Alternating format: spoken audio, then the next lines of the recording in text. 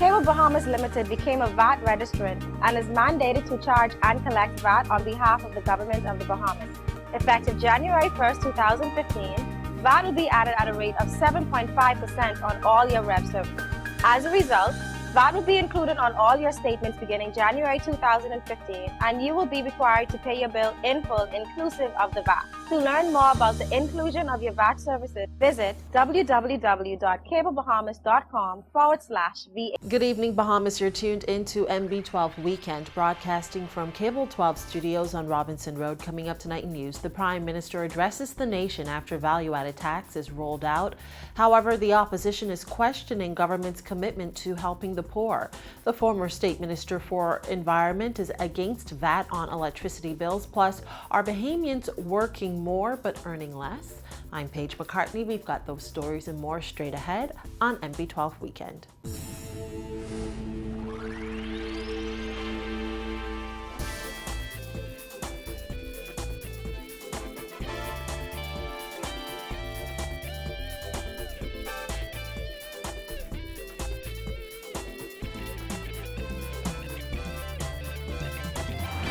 Welcome once again to MB12. Prime Minister Perry Christie is assuring Bahamians that despite what will be the inevitable growing pains that always attend the early days of important changes, the Bahamian people will see that government was right to introduce value-added tax. Calling the controversial implementation of VAT on January 1st the single most fundamental change to the public revenue system in modern history of the Bahamas, the Prime Minister used his New Year's Day address to the nation to point out that while crime, unemployment, and underemployment remain pressing challenges for the Bahamas, his administration has made what he termed commendable progress in tackling a number of pressing issues. Focusing primarily on VAT, Christie said he viewed the new tax as a necessary improvement.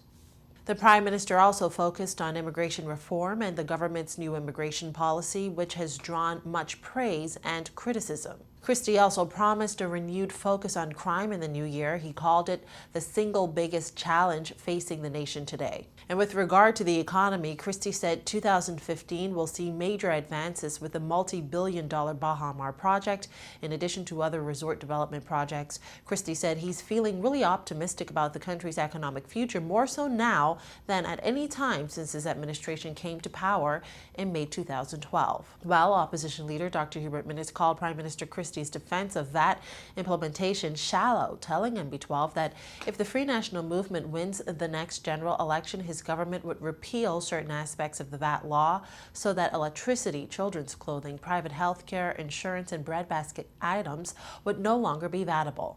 Minnis says the Christie administration has failed to convince Bahamians that the introduction of VAT is in their best interest, asserting many people will now struggle to buy even the basic necessities. I pick up the newspaper this morning. While they can't drink water, he's drinking champagne. So like Marie Antoinette, who say, let them eat cake, he says to them, let them drink champagne. Now, the people face this additional charge, this VAT. But taxing is not our issue. Our issue is spending.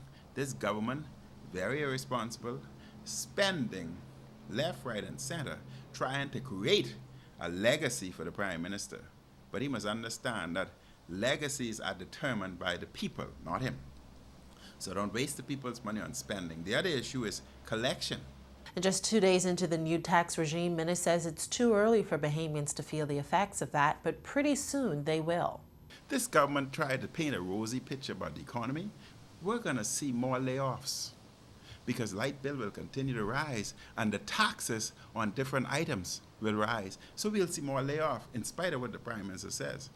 So he will further increase poverty. He will further shrink the middle class. And they say, we love Bahamians. What do they love about Bahamians? They love to see Bahamians suffer. They love to see Bahamians starve. Minnis maintains that he believes VAT will hurt the economy rather than boost it. Their light bill is going up because it's not VAT exempted. Gas prices have decreased by an excess of 50% worldwide, but yet we see the cost of electricity still remaining the same. And I'm informed that there will be a VAT charge on BEC's fuel. which means in addition to the VAT charge on their fuel, they cause further increase in electricity costs, there will be the VAT charge on BEC. So you're looking at 15 or more % increase when there are over 4,000 individuals whose lights are already off. So this government has no respect. They do not like the poor, nor do they like the middle class. And government's decision to apply VAT to electricity bills is inappropriate and unfair, according to former State Environment Minister Fenton Nemore, who noted the average Bahamian family is already struggling with high energy costs. He told MB12 today VAT should have been implemented in phases and hit out at government over what he called its failure to create a clear plan to reduce the cost of energy. Dana Smith has the story. Nemore said government is going back on its election campaign promise to lower the cost of electricity, calling the addition of VAT on light bills unfair. The former state minister said the new tax is a shock to the Bahamian people and it's not appropriate at this point in time to charge VAT on BEC or utilities in general. I don't feel that it is appropriate at this particular time to implement VAT on electricity, in fact, utilities at this particular time, and the petroleum industry. Why? Because I believe right now VAT in itself is a shock to the Bahamian people. It is significantly impacting them and will impact them. And I think that it should be implemented on an incremental phase.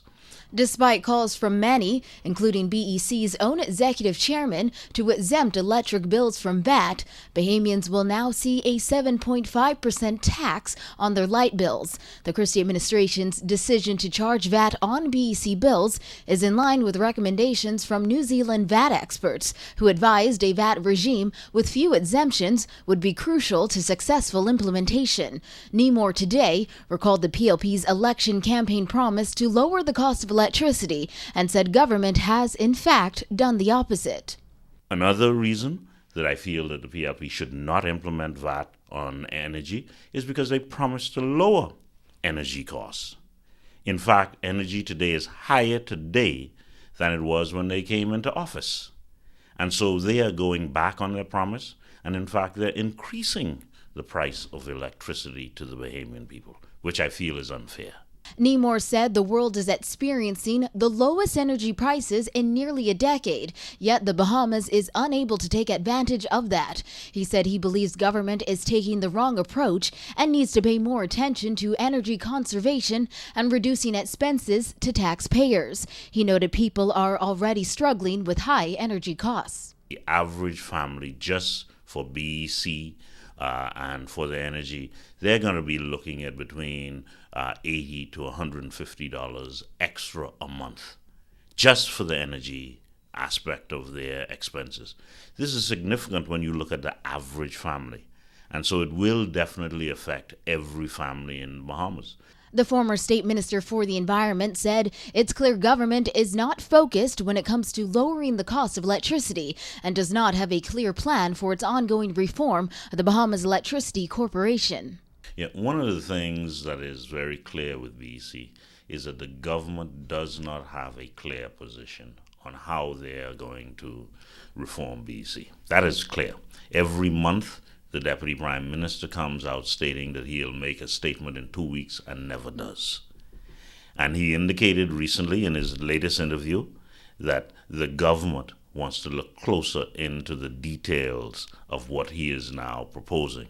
And his dream is to reduce prices for electricity in 2015. Well, it shouldn't be a dream. It should be an action plan, and it should be a clear plan. But it is clear that the government is not focused and does not have a clear plan. And as a result of it, the Bahamian people are paying the consequences of it. Reporting for NB12 Weekend, I'm Dana Smith. Stay with us when NB12 returns. A local charity says don't let VAT deter you from donating. We'll tell you more about that and other stories when we come back.